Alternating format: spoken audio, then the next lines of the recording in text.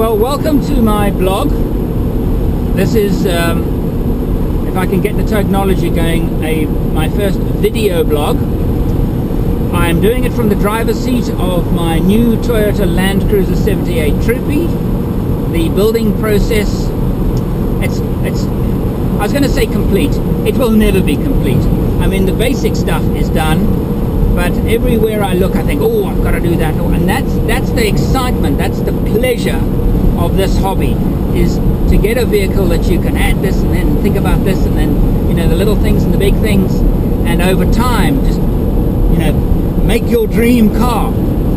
I must say that the Troopy is a great platform for that dream. I slept in it for the first time last night. I'm on my way to the Getaway show, Getaway 2012. Have to make the long, boring, dull haul from Cape Town up to Johannesburg, which I do 3 or 4 times a year. Kind of used to it. Actually enjoy it because it's time to listen to some music, listen to some of my comedy. And here I am again.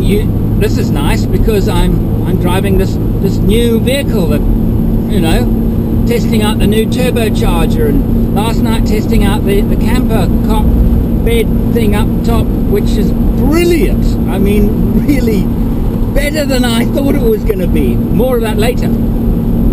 So that's exciting. I've been thinking on this long road what I should talk about in my blog, and I thought about talking a little bit about Toyota. I know, boring, you know, like Toyota, but you might just hold on a minute. Whoa. I think Toyota is in a bit of a mess. You know, I worked with them for about 8 years, and then they kind of lost interest in me, and that's okay. That really is okay, because we've done a lot of work together, and we had a fantastic time, and I have utmost respect for the people there, and in fact, this project is part of legacy of what work we did together. So, you know, no hard feelings at all. None at all, really. But I've been supplying a few of these autograph cars, and I'm working with a dealer in Cape Town, a Toyota dealer supplying vehicles, because the autograph cars up to now have, except for one Kalanderwagen, have all been Toyotas. Now, he was saying to me that the V8 Land Cruiser, we're all looking forward to the V8 Land Cruiser, especially me. All this stuff about turbocharging this engine, be null and void.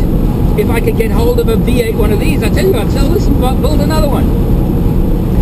But the big question is, we still don't know what models are coming in the V8. We know that there's a double cab and a pickup. We don't know what other models. We don't know if there's a station wagon. We don't know if there's a Troopy.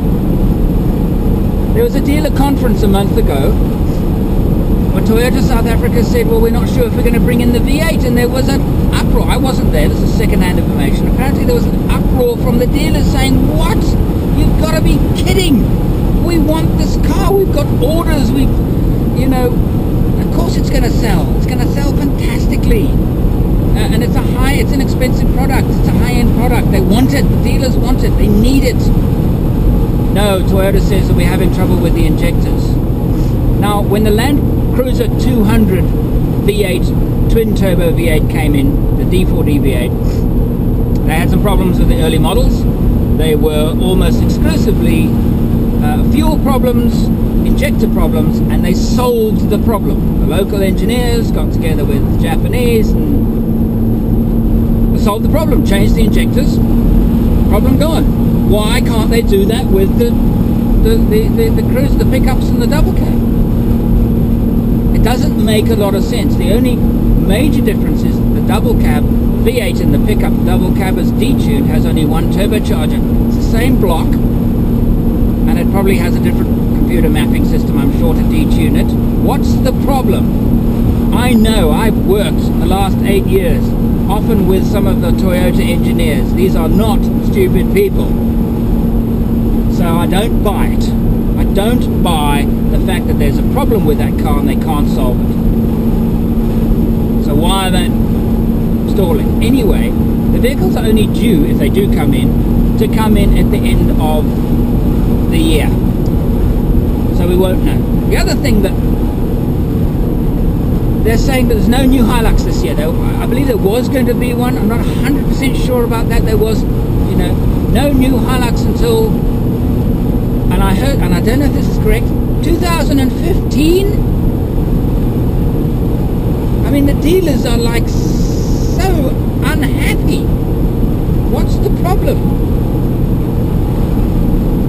And you know, I mean, if you look at the pickup market, really, there are only two.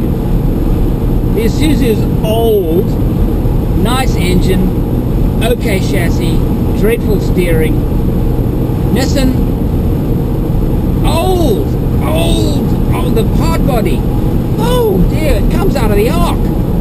And the Navara's just plain horrible. And I see so many of them around, and the only reason why they buy them is got nice engines. Bad chassis, weak, they break, it's not a good car. It's just not a good vehicle. What else is there?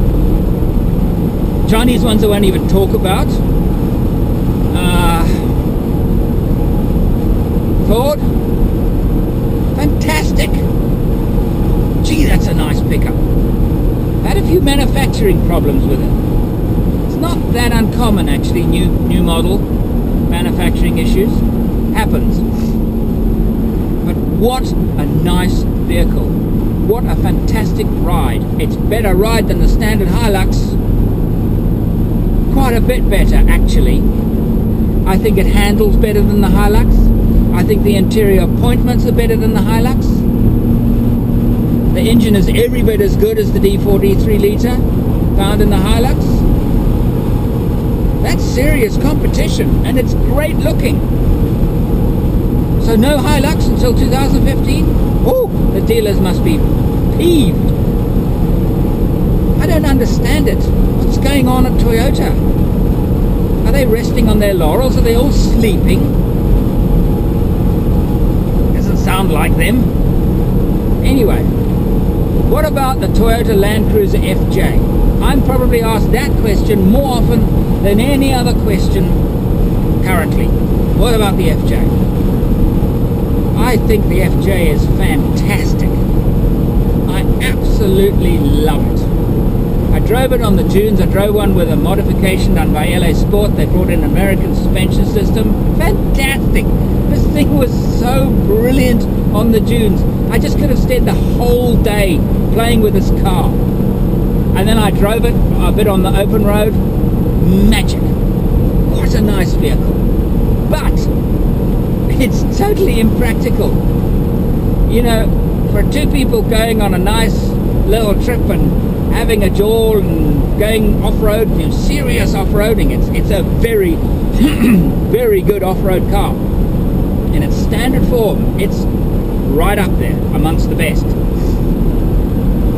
There's no room in the back. Anybody sitting in that back seat for more than 12 minutes is going to be upset. They're going to be up. It's claustrophobic. It's like a cave in there. The windows are tiny, and you can't open the door without the front door being open. They're called suicide doors. I wonder why they're called suicide doors. Maybe it's because the people in the back instantly want to commit suicide after realizing they can't get out. I don't know why they're called suicide doors, but anyway, the room in the boot isn't bad. It's okay, but the back seat is just not a place for humans. And it's a bit thirsty. Steve's Auto Clinic tell me that they've got lots of business because that car is a bit thirsty, and they can do something about fuel economy. They chip it, they do a few other little things, and they tell me that they're getting lost to customers, which is a sign that fuel economy is an issue with that car. 4 litre V6, lovely engine, modern, smooth, a bit thirsty. Okay, what else? The TV show is being broadcast from, I think the first date is the 15th or thereabouts. It's the weekend in the middle of November. 13 shows, and in amongst those shows is my epic. That's 2 full episodes. My epic driving Discovery 4 on South Africa's roughest public road. That was an epic for me, as well as everybody else on the trip. That was really, really something. One of the great memories that I've stored in my hard drive of great four-wheel drive experiences. That was one of them. It was tough, and that vehicle blew me away. Really blew me away. Long-term test on the Discovery towards the end of the show. I would have owned it then for about 9 months. Also did a trip with it, part of the show. That's about 4 episodes through Zimbabwe. Finding out if Zimbabwe is a place that we can all go back to. They're great. My conclusion, yes, absolutely fine. Avoid Harare, really avoid Harare. But apart from that, place to visit, fantastic. Mercedes Geländewagen, that absurdly priced, fantastic car. Tested that. What else? Getaway 2012, which I'm going to now. I'm going to be doing some filming. Got a little thing on some of the old stalwarts of the 4x4 industry in South Africa. Rowan Hayes from Tackler, Lionel Lewis from LA Sport. He's a character. Who else? A couple of others. And of course, fitting out this vehicle, which has been a 2-year project. Started with an idea I had in the desert, my trip in 2010, and that was in August. It's now August. Exactly 2 years later, here it is. A process that has been quite challenging, really. Working a lot with Alucab. There's an interview with Jeremy Berg from Alucab, who started that business 10 years ago, and he helped me with a lot of this.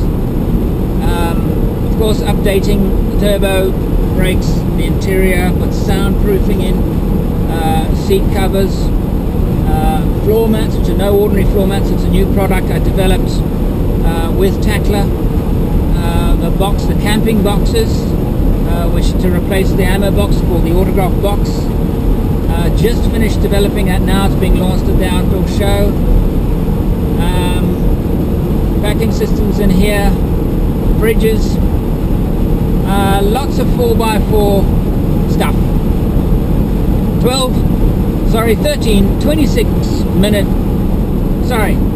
24 minutes episodes on Ignition TV. That's DSTV channel 265 from the middle of November.